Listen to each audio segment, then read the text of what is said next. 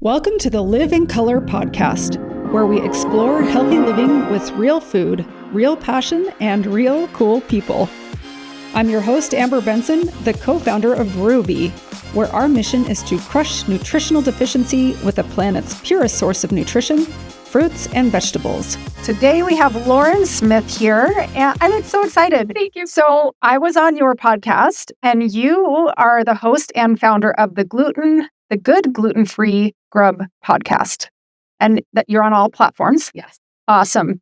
So it's now reversed order. I get to interview you. I'm so excited. So Lorin is also a gluten-free coach, and in 2016, you were diagnosed with celiac disease, and then a few years later with type 1 diabetes. Mm-hmm. According to you, you felt really alone and went through a lot of trial and error, and now you help other celiacs, which is beautiful. New and old, and you learn how to eat safely, help them learn how to eat safely, enjoy gluten-free food, and thrive with this new autoimmune disease. Thank you for joining us. I'm so excited to hear from you. It's going to be awesome. So I would say you're a food expert. A gluten-free food expert, yes.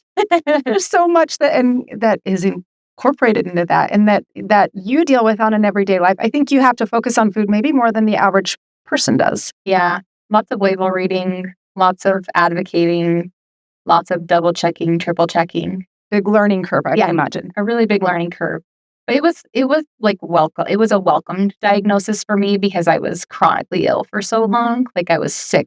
I remember even back to my childhood, like around the age of 9, starting to be sick and having chronic health problems. And then I didn't get diagnosed till I was 26. So a really long time of just living with chronic health problems. And so finding that answer and getting the answer, oh, you have celiac disease, was like finally like a doctor telling me something that's going to change my life. And it has. It's completely changed my life for the better because I'm actually taking care of my autoimmune disease in the correct way. I'm so curious about that. So what were some of the things you were feeling?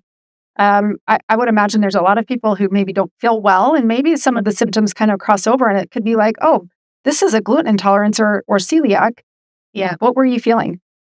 Chronic acid reflux was something that I had dealt with. Like I got put onto an antacid at the age of 12. So that was like my main number one thing for like my adolescence and my early adulthood was acid reflux. And then after that, it was chronic headaches and migraines and just fatigue. And just not feeling well, but never being like, oh, this is a gut related issue. And I feel like back then, doctors weren't addressing the gut the way that we now have like all this education and knowledge about the gut microbiome and all of these things, right? And so I was just constantly being prescribed things to mask all my symptoms. So I'm masking my headaches, masking my acid reflux. But not overall, just like not feeling well and just feeling like I am not normal. I didn't really know what normal was supposed to be. But once I got the diagnosis and switched to 100% gluten-free, I remember feeling like, this is what it's supposed to feel like to not be sick every single day. Like my symptoms went away pretty quickly after switching to being gluten-free. So it was night and day for me because I had been just like chronically ill for so long. Yeah. I mentioned I have a niece next door that is gluten-free. She's celiac and also type 1 diabetic. Mm-hmm. And she, growing up, loved candy, loved it. And later her mom was like, well, it's because she didn't feel as sick because there wasn't gluten in it. Yeah. So she felt kind of good eating candy, which is such a weird concept. I'm sure there was the sugar crashes and all of that. But what was the next step you took to not feeling well? And I'm sure you're seeing lots of doctors, but how did they diagnose you? I actually went to the emergency room because I had like and I remember specifically me and my husband were going to see a movie. We were going to like a late night showing. This was before we had kids. And we were going to a late night showing, and we always would like to go to the grocery store and like pick out a treat and sneak it into the movie theater. So we didn't want to eat what the movie theater had. So I went into Sprouts and I got like one of those mini loaves of cornbread. I like love Sprouts cornbread. Yeah. And I took that into the movie theater and I ate that whole loaf. It's basically like a personal cake. And that night I was in such severe pain. Like I thought maybe my appendix had ruptured. So it was just so intense abdominal pain.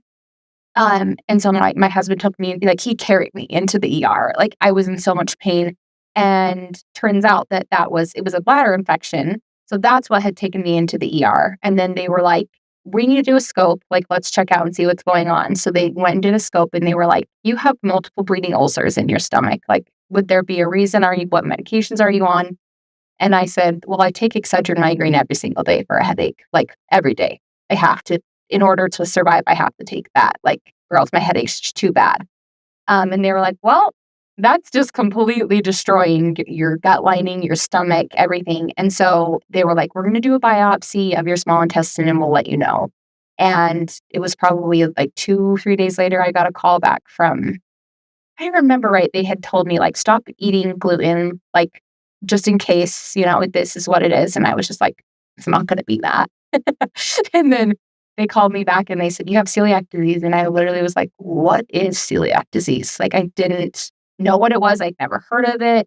And then, eventually had an appointment with a gastroenterologist. And basically my experience, which is really unfortunate, this is the experience for lots of people who get this diagnosis, is they're given a pamphlet and told to eat gluten-free, and then they send them on their way. And sometimes they get referred to a dietitian or a nutritionist, but unless that dietitian or nutritionist specializes in celiac disease or has celiac disease themselves, they don't understand the like nuances of what it actually means to be gluten-free. It's not just reading a label and making sure that what you're eating is gluten-free. It's social events, it's traveling, it's the emotional toll that it has on you being left out. Like, that's a really big part of like the loneliness that I felt, was like, I don't get to participate in anything. And that was hard for me. And I know that doesn't affect everybody. Some people are like, that's fine, I'll just eat my own food, it's no big deal. But for me, I was like, no, I want to eat what everyone else is eating. I want to feel included. And that was a really big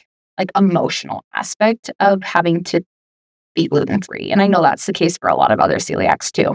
That's so fascinating. I did an elimination diet for 2 to 3 months, and I felt that for sure. I mean, couldn't go at 10. I couldn't.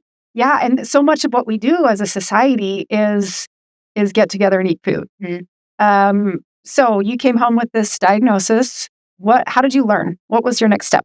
I was like you said, lots of trial and error. This was 2016, so this was like mommy blogger days. Instagram wasn't the resource it is now. And I didn't utilize that resource because it just wasn't like, I don't know, it was a lot of like Googling stuff, but the resources just weren't there in 2016. It was difficult. So lots of trial and error. I did go to the store and I like bought multiple different brands of bread and flours and tried to figure out how to bake, which was a huge failure.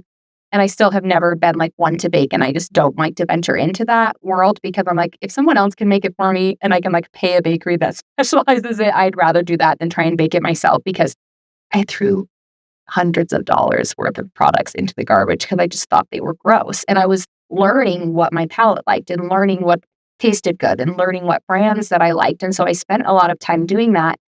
And, I did that all alone by myself. That was before I had started my Instagram account. I started my Instagram account in 2018. And I was like, I have 2 years of experience of like what's actually good and what's not. Like, so I'm going to start posting on Instagram. And that's when I created Good Gluten-Free Grub on Instagram. That's amazing. And you're helping so many people. So tell us about part of your journey. So you're a business owner. Tell us about your business. So it originally started in 2018, just sharing my groceries. Like, I lived in Orem near Sprouts. And so Sprouts was like my main grocery store. And then when that Trader Joe's was built, it was like, this is the best thing ever that I have a Sprouts and a Trader Joe's and that Costco. And it was like, all I needed was at Sprouts, Trader Joe's, and Costco. I didn't ever really need to go anywhere else. And so I started sharing like my grocery hauls, and I just started sharing the brands that I liked and trusted that I felt like were tried and true to me. And then COVID came, and I wanted to figure out how to like, help my family bring in more money. And I felt like, okay, I would get DMs all the time. And like, I am new to eating gluten-free. I found your page. Like, can you help me with this? And I would be spending like a total of like hours voice memoing people back, messaging them, sending them links, doing all this stuff. And my husband's like, you should start like a consulting business. Like, all of these things. Like, why don't you like charge for your time?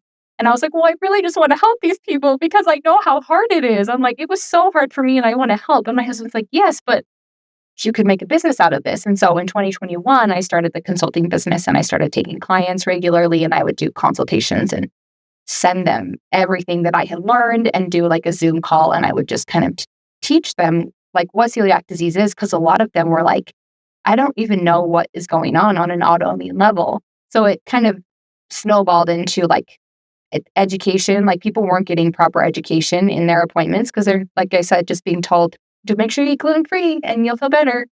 But do you understand cross-contamination? Do they understand advocacy skills? Do they know how to explain to their family, their friends, their coworkers what it actually means to be gluten-free? And that's a big part of it, is like advocacy skills. And especially when a parent has a child that gets diagnosed with this, it's like, okay, it's almost like you're getting this diagnosis too, because you're the one that's going to have to do all the work until they leave the nest, or until you teach them these skills and they have to learn these skills. So it doesn't just affect the individual, it affects the family, right? And so I loved doing that. I loved doing the consultations. That brought me so much joy, because I felt like people would join the call and they would just be like a deer in headlights. And then by the end of the call, they're like, okay, I can do this. Like, I can do it. You know, if you can do it, I can do it. And I always tell everyone, like, if I can do it, you can do it. I'm no one special. I just had to figure this out on my own. And I was given this trial, and I tried my best to make lemonade out of lemons. And here I am. I so appreciate that. We know in our society that hospitals and doctors they don't specialize in nutrition. Mm-hmm. And obviously there's dietitians and nutritionists that's what they do, but there's not really a great connection between hospitals and that set of resources for you. So for you to go figure it all out is such a huge resource for so many people. Yeah. And I would tell my clients, like, the goal here, because for me, it really was like those 2 years from 2016 to 2018 was so much trial and error, so much actually getting sick. Like I would subject myself to like testing things out, and I was like my own like subject for that. And so I'm like, the goal is for your healing time to not be 2 years like mine. I want it to be 6 months maximum. Like, it's going to take time, and you're going to have to figure out what brands you like, because maybe your taste buds aren't the same as mine, and that's okay.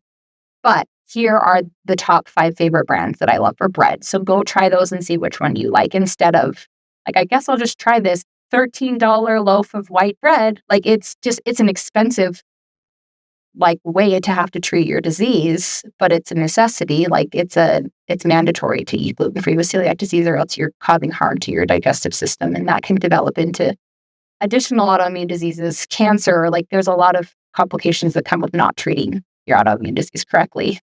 So at Ruby, our mission is to help people get more fruits and vegetables. And sometimes I assume people who are vegetarian or who are gluten-free, it's so easy for you to get fruits and vegetables. But is that the case? No, it's hard for everyone. It's hard for everyone. It's hard for everyone to get veggies. And I love Ruby. And me and my kids have been eating Ruby I'm trying to think when our last podcast was. It was probably like almost a year ago.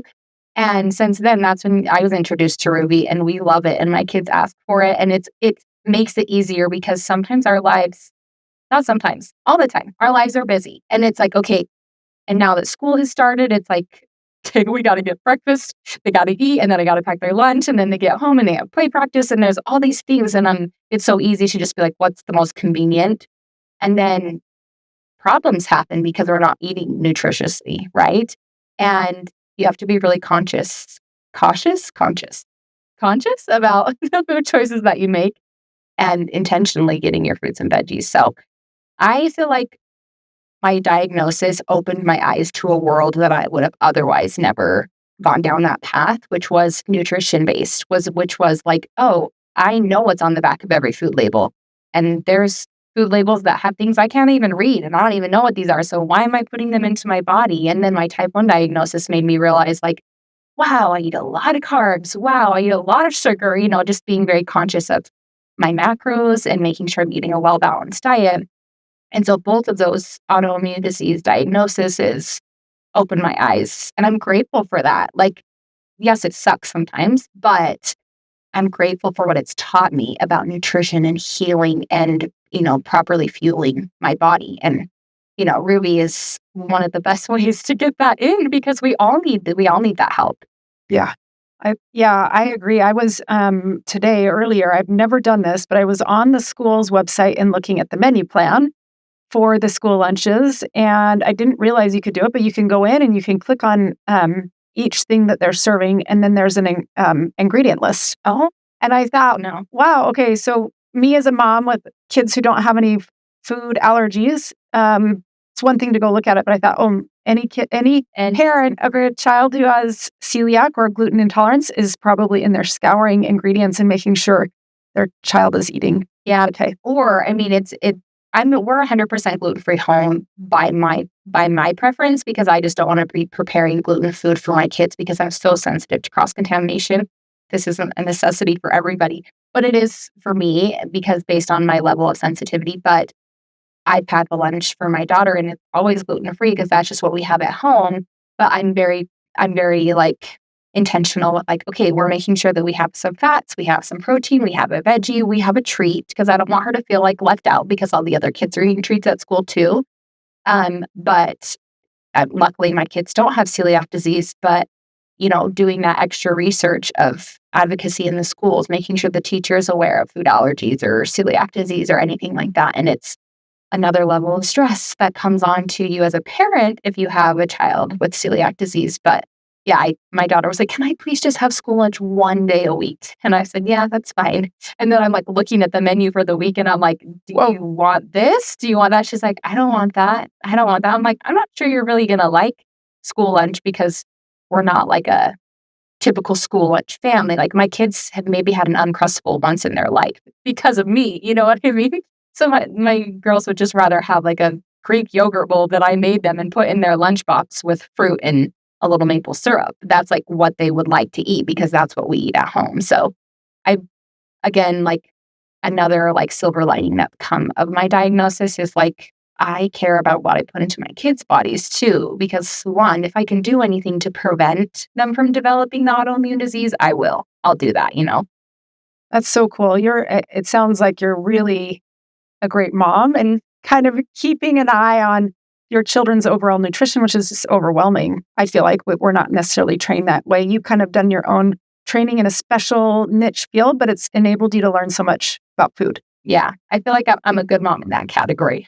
Lots of other categories I'm still trying, but I'm like, It's okay. Food is important to me, and that's something that it's hard because we live in a very expensive world.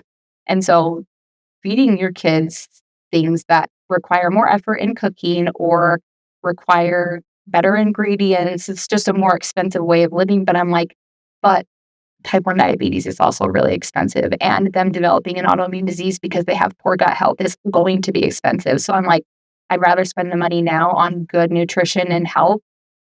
That's more important to me, like doing it now, because like I was a 90s kid and I ate McDonald's multiple times a week and I ate Apple Jacks for breakfast and I ate, fruit by the foot every day at lunch. And I'm like, my kids don't eat that way. Those things are very special treats for very rare occasions. And that's my preference because I'm trying to prevent any sort of like, I don't know. Maybe I can't do anything about it, but I feel good about the choices that I'm making and trying to prevent my kids from developing some sort of chronic illness or autoimmune disease or something by giving them the right nutrition.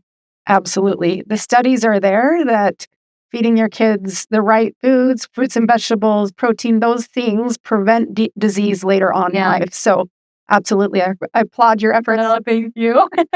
So, of course, we love food on this podcast. I want to hear what your earliest food memory is, if you can recall what it is. I have, I do remember my parents, we didn't grow up wealthy and there are 5 of us, so we didn't get like sugar cereals.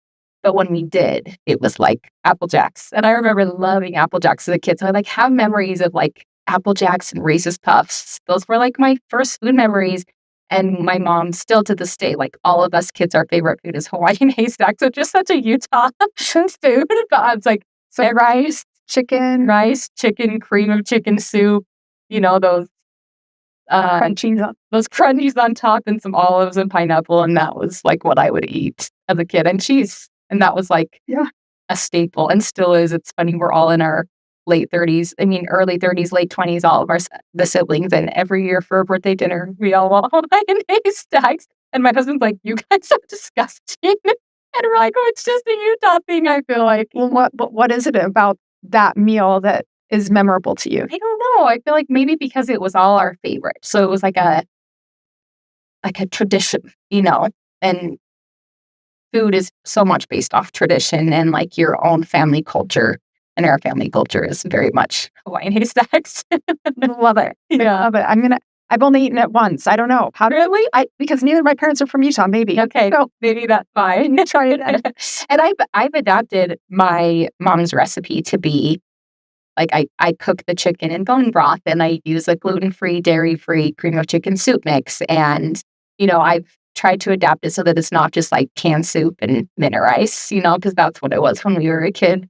And so now I've tried to kind of like zhuzh it out and make it a little healthier. 2.0. Yeah, exactly. I love it. So you're a vibrant person. I love your personality. You have a really hard thing that you have in your life. So tell us, how do you live in color, find vibrancy with celiac? I feel like it's a gift. It's like some gift that I have that I do my best to like see the good in everything and take my trials. And I'm like, I feel like more trials are going to come. They're going to come, and I would rather have the outlook of find the good, find the silver linings, focus on those instead of focusing on the negative things, because then that just brings you down and it makes your life feel worse. Even if you're going through a hard thing, trying to find the silver linings, like my daughter, we were listening to a song on yesterday in the car, and it was like, sometimes you're high, sometimes you're low, sometimes it's good, and sometimes it's bad, but there's like always beauty in the world. And my daughter's like 4, and she's like, Mom, what does this song mean? And I'm like trying to explain to her, a 4-year-old, like, sometimes life is really hard and sometimes life is really good. But when you can find the beauty in the good, it makes the good outweigh the bad. And that's just always been my outlook on life. And I always am just trying to find joy and spread joy. It's just kind of part of my personality, I guess, since I've been young. I love it. And you've spread joy with us and our listeners today. Thank you. Tell our listeners how they can follow you. Yes. So I'm on Instagram, I'm on TikTok, I'm on Facebook, at Good Gluten-Free Grub. And then I have my gluten-free podcast, which is an education podcast for people who live a gluten-free lifestyle, called the Good Gluten-Free Grub podcast. Awesome. So you're giving a lot of free advice. Mhm. You obviously have your coaching as well. So Yeah. And then if you're local to Utah, I do events. I host events that are all 100% gluten-free. So you can come to those and eat everything and not have to worry. well, that's amazing. And they'll find out about those on your Instagram. On Instagram. Yep. Awesome. Thank you so much, Lorin. It's been so great talking to you. Yeah, me too. Okay.